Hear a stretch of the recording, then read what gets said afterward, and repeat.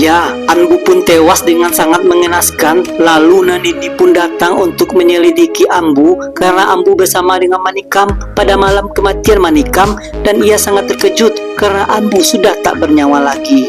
Dan di waktu yang bersamaan, Tilagan dan Ludusing pun berhasil kabur dari sana. Kemudian Nandini mendapat teguran dari komandannya agar menyelesaikan kasus ini, dan Nandini pun kembali mempelajari setiap kematian orang-orang itu, dan Nandini pun menemukan petunjuk tentang anak pencuri yang hilang itu, dan Nandini menduga kalau Tilaganlah pelakunya selama ini.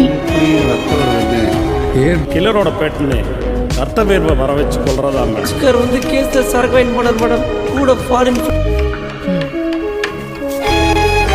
Lalu Nandini pun menangkap Tilagan, dan di sana juga hadir Malar. Melihat ayahnya kembali ditangkap untuk kedua kalinya, tampak Malar sangat kecewa dan berusaha menyembunyikan kemarahannya itu.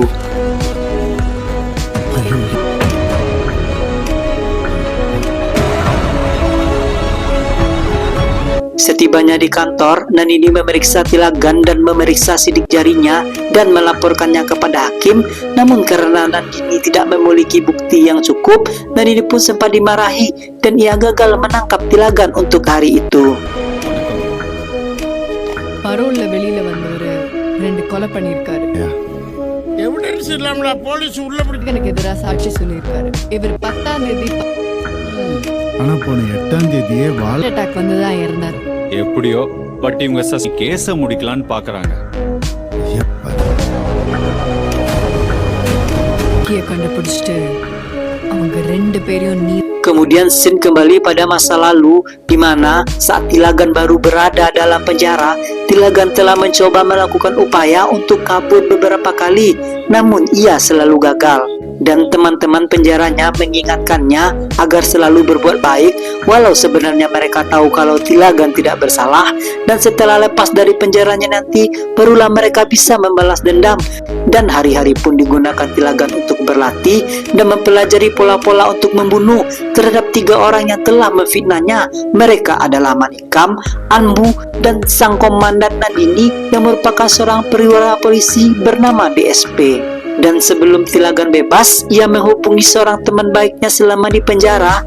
Ya, temannya itu baru bebas. Tilagan menyuruhnya agar membunuh mayat agar rencananya untuk balas dendam dapat berjalan dengan lancar. பேப்பர்ல பாரு.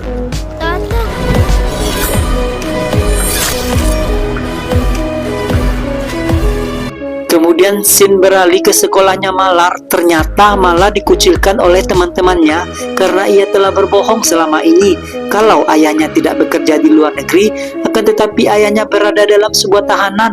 Dan Malar pun telah sedih, dan dia pun cabut dari sekolah itu dan menemui ayahnya dan marah kepada ayahnya. Melihat hal itu, Tilagan pun cuma bisa istighfar.